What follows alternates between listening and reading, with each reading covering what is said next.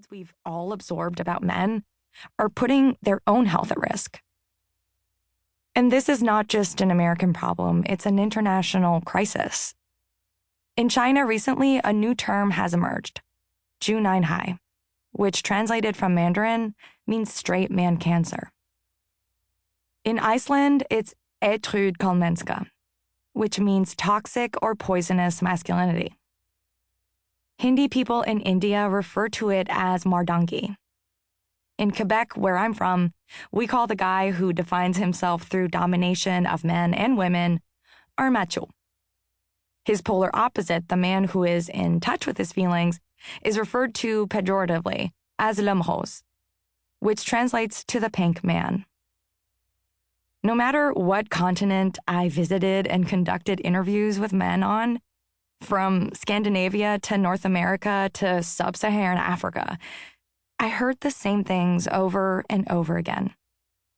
Toxic masculinity is an epidemic that knows no borders, and no society has yet found the cure for it. It presents itself in subtle ways, such as the way that we raise boys differently from girls. It starts when we equate emotion with weakness and direct boys to display strength no matter what.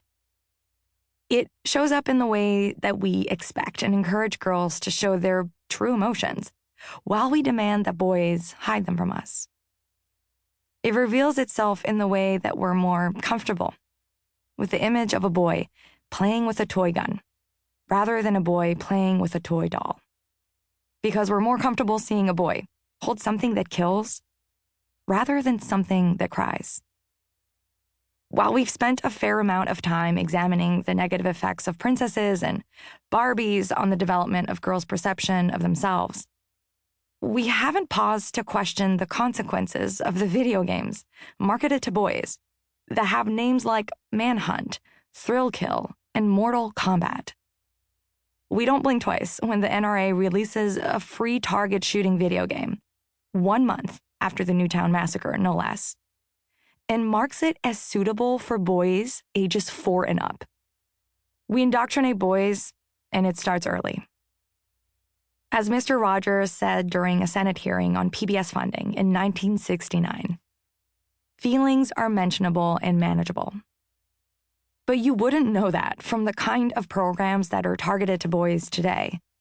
In fact, Rogers was very critical of the violence, both verbal and physical, so often contained in the most mainstream shows shown to kids.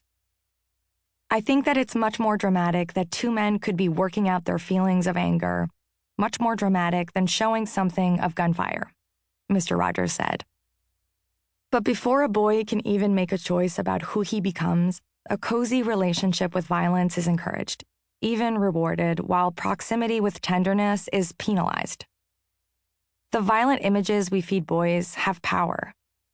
Just ask MIT scientists who were successfully able to create the world's first psychopathic robot through one simple act, showing it the darkest corners of Reddit. They even named it after Norman Bates, the main character in Psycho. Violent men aren't born. They're created.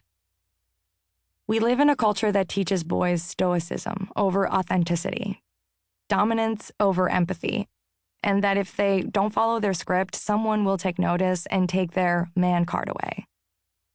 Boys are taught not to ask questions because asking for help would suggest a lack of leadership, instead of being an acute sign of it. Their behavior is highly monitored, their gender constantly surveilled for any sign of misstep or mistake. Boys become fluent in emotional self-censorship. They become anesthetized to feelings to avoid getting caught having any. The love is stripped away from them. As Bell Hooks argues in The Will to Change, boys learn that it is better to be feared than to be loved. Under the current circumstances we've set as a culture, it's an uphill battle for boys to find and reveal their true selves. And if they do, it's perceived and noted as a flaw.